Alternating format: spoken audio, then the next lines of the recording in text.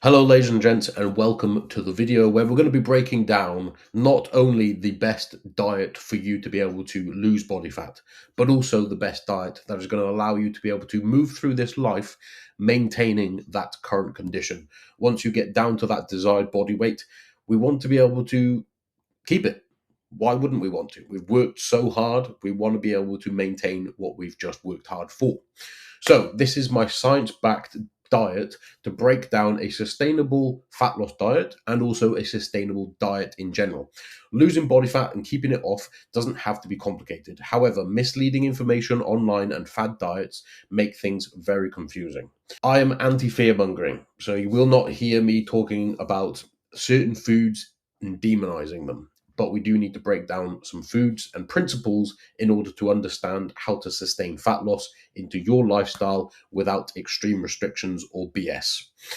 So let's move in. Firstly, let's not look at this as a diet and more so as a new structure.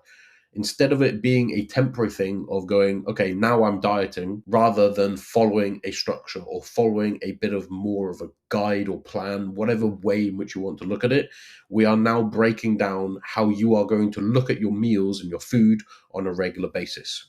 The first things we need to do, especially when it comes to fat loss, is understand the fundamentals. We need to be in a calorie deficit. I feel like we are all on the same page with that. We need to create sustainable habits that make this not feel overly restrictive or feel like you are being overly deprived. Because if you know you can't have something, you want it even more. An individual approach, because everybody has different taste preferences, cultures, backgrounds, time commitments, etc. The key is to find an approach that creates a deficit whilst enjoying and sustaining those using these principles in your lifestyle. It doesn't need to be a suffer process. We can make this an enjoyable one. Talking of something enjoyable, protein. Who doesn't enjoy protein? The power of protein is incredibly important. We need to have at least 1 gram of protein per pound of body weight to help us preserve lean muscle mass, enhance your satiety, so reduce your hunger, increase your metabolic rate, so you're burning more calories from the foods in which you're eating, and improve your fat loss, which is going to prevent weight regain. So throughout all of this, your structure is going to include a relatively high protein diet. And I say relatively high protein because 1 gram per pound of body weight for a lot of people isn't high protein, and for a large portion of the majority of people that don't train is a high protein diet. If you are not used to having protein with each meal, this new structure is going to be high protein for you. Okay. A 2005 study showed that if you are naturally consuming 450 fewer calories from your foods with a high protein diet. Okay, so this is going to amount to losing 10 pounds of body fat over 12 weeks. This occurs because protein is extremely satiating compared to other macronutrients. If you were to just eat carbohydrates and not protein, you're going to be a lot more hungry, okay, in layman's terms. Protein sources and keeping them varied and enjoyable. We want to mainly target lean protein sources. This is going to be chicken breast, turkey, lean beef, even pork tenderloin. A lot of those are going to be low in fat and high in protein. If you're somebody that constantly goes for chicken thighs, chicken drumsticks, chicken wings, I'm going to encourage you to lean more towards breast. It's going to be a lot leaner and it will save you a lot more calories. And you will still probably feel like you're eating more food within this. Dairy is also a good source of protein. I am myself a lactose intolerant, but there are things like Greek yogurt, cottage cheese, semi-skimmed milk, and a variety of different others, including whey protein powder. Plant-based, there is a whole host of different plant-based protein sources, which can definitely make it good in a variety of different ways. If you enjoy that style of eating, have at it. Don't limit yourself to just chicken and protein shakes. And even if you are, make sure you season your chicken. It does not need to be bland and boring. There are lots of ways of cooking different meats. There are lots of ways of seasoning different meats. I could tell you, if you were going to eat just chicken for your protein sources, you could have shredded chicken, you could have fried chicken, you could have baked chicken, you could season it with paprika, you could season it with garlic, you could season it with a whole host of different things. Okay. make it enjoyable. Have a bit of fun with it. The kitchen is there to make your food enjoyable. We're not just eating out of Tupperware and the microwave. Carbohydrates. So some of you out there might be looking at carbohydrates as a negative when it comes to a fat loss diet, but actually we need carbohydrates. Even if we do not eat carbohydrates, your body makes carbohydrates. Okay, so your body actually has the ability to turn fats and proteins into glycogen, which is carbohydrates. So we might as well skip that step and provide your body with carbohydrates. Many popular diets demonize carbohydrates, and this is because it is the least important macronutrient. Okay, we need fats for our hormones, we need proteins for our muscle and repair and retention. If we do not have those two things, though, your health will be negatively affected. But carbohydrates are just an energy source, but regardless, they are still important. Understand, if you cut out your carbohydrates, you will have a reduction in water weight. And that can feel pretty good because you're all of a sudden seeing weight change on the scales. But water weight and body fat are two very different things. If your body fat has not changed, but you've just dropped water, it's not really a productive weight loss. Okay. Performance considerations. Carbohydrates help our training sessions. If you are performing to a high level of intensity, carbohydrates can really help you to perform well and recover. And if you're trying to retain or build muscle, your performance in the gym is essential.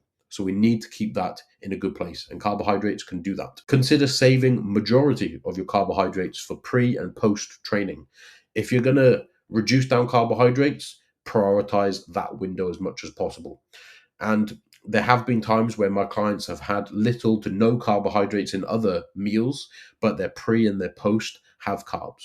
And that's just when you're getting down into the kind of lower levels of really digging and scraping the barrel, you need to do that. Okay. There are times where carbohydrates are still beneficial for other points during the day. Do not get me wrong.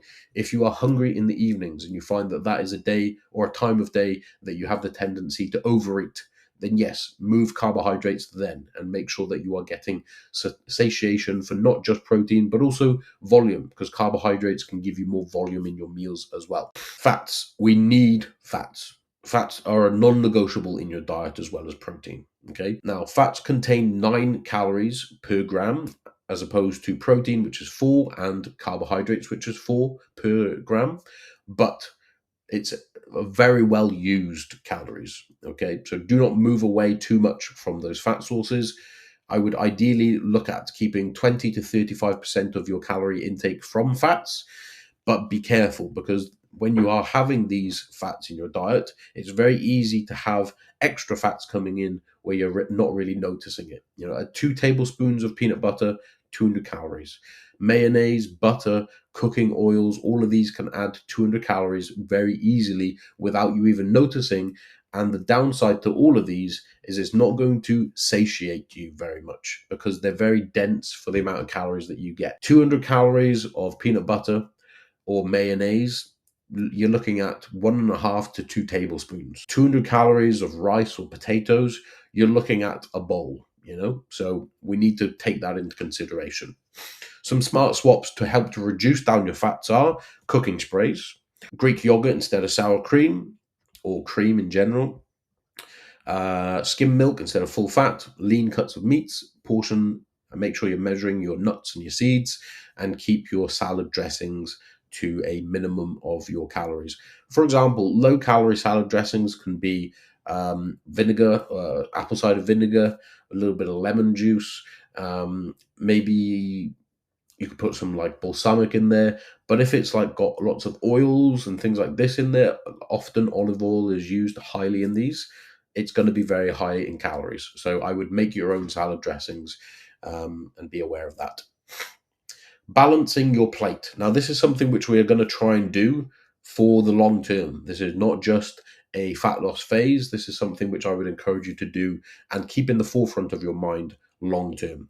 So rather than a rigid meal plan, which you can certainly eat off a meal plan to start, most of what I suggest to my clients is I provide them with 3 or 4 meal plans that they can change and have little different varieties in their meals from, but then also give them targets with their calories. And that at the beginning is a really good way to understand what you should be eating and how much you should be eating, and then get a good idea of how to structure your day. Once you've gotten used to eating in that style, you can start swapping foods out. Instead of having your carbohydrates from potatoes, you could swap it out for having some pasta, or instead of having chicken breast, you have turkey or lean mince. You can swap around and make it your own. But when it comes to not tracking these things, maybe you're eating out in a restaurant, or you're eating your mum's dinner, or you've gone out to a friend who's prepared something. Ideally, we want to look at your plate this way: half of your plate being vegetables. These are going to be low in calories, high in fiber, fill you up, and give you plenty of nutrients and essentials that you're going to need to be a healthy individual.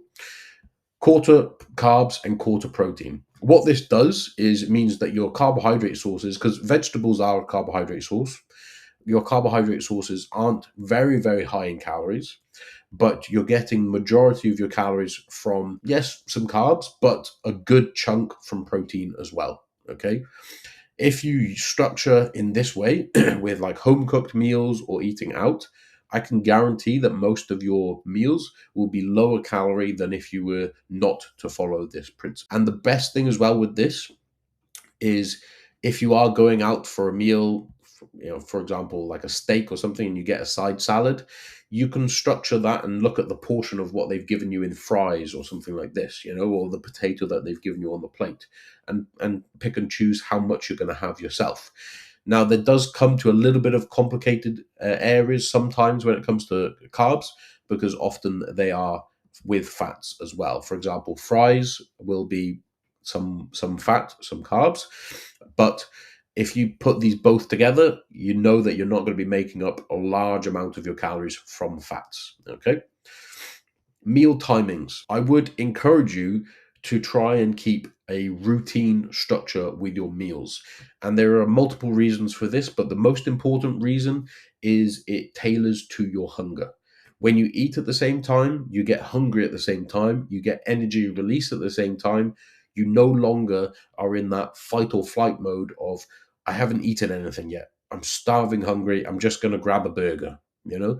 Instead, you're ahead of the game. You're like, okay, I know I have dinner at 6:30. I'm all good. I know I have lunch at 1:30 and a snack at 3 o'clock, my breakfast at 9. That can structure your meal nicely so that your hunger starts to match your eating rhythm. Once you're in that place, everything is so much easier to manage. You get hungry, you eat. You get hungry again, you eat, because those meals have been lined up. So research shows that 3 to 4 meals per day is a really nice way to help maintain energy balance throughout the day and avoid extreme hunger, which then leads to overeating. Consider adding 1 to 2 small portions of a protein-rich meal in there as well, or snack. Intermittent fasting. Now, some people love intermittent fasting. I'm not a huge fan of it because I feel like it does build up hunger, which essentially beats what we're trying to do here. You start building up more and more hunger, and then that leads to overeating. So some people do like intermittent fasting, and my best advice would be to try it. And if you feel like it is beneficial, then great. One of the huge downsides to intermittent fasting that I find is it can very easily get you into the binge restrict cycle. However, you start holding all of your food for 1 large or 2 large meals in the evening, and then maybe you go over. And then the next day, you're like, okay, I'm going to have to really restrict. I will eat in a small window again. And another downside is it doesn't allow you to spike muscle protein synthesis throughout the day, which is something beneficial for retaining and building muscle. Environment matters as well. And research has shown that if you eat in front of the TV, it's a strong predictor of you being overweight. And the main reason for that is registration of food. When you are distracted by something, you're no longer registering or being present with that food, and you kind of forget that you've even eaten, which then leads to you going, I'm still hungry, I'm going to eat a bit of chocolate. I'm still hungry, I'm going to have some popcorn or whatever it is. Additionally, eating with small utensils, small bites, taking your time, putting your fork down between bites, or eating with chopsticks significantly reduces hunger and calorie intake. And this is because it gives your brain more time to register fullness instead of just eating and not even really registering, because it takes 10 to 20 minutes for your body to register fullness in your stomach. Now, sustainable progress and patience is a very important part. Consistency and patience will be the biggest factors, really, that allow you to be able to stick to this. If you feel like you haven't made progress in 1 week and you start getting yourself into a bit of a rut and you're no longer in that patient mindset, that can then lead to you throwing the baby out with the bathwater and saying, I'm not seeing any results, so it's not working. I'll start again next week. That's not a good mentality to get into. Gradual implementation, small changes can really add up. I will caveat that to say that a initial shift can really help to choose a direction. So if you don't eat in any sort of similar structure to what I've just spoken about, shifting to that is going to help you hugely, but then making small choices and small changes to that existing structure can make it feel less overwhelming and continually to kind of rewrite your whole script. Enjoyable diet design. Make sure that the foods in which you're eating on a regular basis, you have some form of enjoyment in. You season it, you cook it, you prepare it in a way that you enjoy. Realistic rates of loss. We want to be aiming for zero point 0.5 to 1 pound weight loss per week, or 1 to zero point 0.5 of a kilo per week, depending on where you are in terms of if you need to lose a lot of weight, you'll be on the higher end. Less weight, you'll obviously be on the lower end of that. And then when it comes to maintaining, you want to give yourself a buffer as well. So staying within a 2 kilo weight range is a good place to maintain. Recover from setbacks. There's going to be times in which you overindulge. You know, you're going to go out with friends, you'll have a larger meal, you'll probably get invited over to a friend's house and they have food and then they have a dessert and drinks. All of these things are going to happen. And it's not a case of being picture perfect every single time, but understanding how you can recover from those little setbacks is very important. And simply adjusting your calories for the next couple of days can be good, but also listening to your body. If you don't feel that hungry the next day, reduce down your calories a little bit. Now, you can screenshot this if you'd like. This is a bit of an example of a 2,000 calorie meal plan for a male and a 1,750 calorie meal plan for a female, including four different portions of foods throughout the day, which all look pretty enjoyable. You know, if I was eating all of these meals per day, I think I would enjoy my time. We've seasoned it, we've got a little bit of fruit in there, we've got protein for each meal, and I definitely think that that's something that most people would quite easily satisfy them and enjoy for a number of days. But like I said, variety is good. We want to be able to swap these foods in and out if we can. Okay, so have a little read through this. By all means, screenshot it, like I said, and then we'll move into the next one. So screenshot now, or you've missed it. So the key takeaways to create a sustainable fat loss and in general diet is to prioritize protein, create an enjoyable diet, and adopt a balanced plate approach. Focus on consistency and not perfection. Remember that fat loss or building the diet or lifestyle that works for you is not about simply following somebody's rigid plan. I can give you all of the food plans in the world, but at the end of the day, you need to adopt the structure of what that meal, what that structure looks like, rather than just going and kind of making it up each day. Preparation is always going to help as well. If you've got the food in the house, is going to be the first step. But if you've got food prepped, is also helpful. If you're somebody with a very busy schedule and you know that you're not going to have time to cook during the week, you're going to have to meal prep at some points. Either that, or you're going to find a option close to where you work that is aligned with your calorie goals. And there are probably options out there. There are numbers of different restaurants and cafes that make sandwiches and wraps and all these different types of meals, but you have to go out there with the right intentions to find them.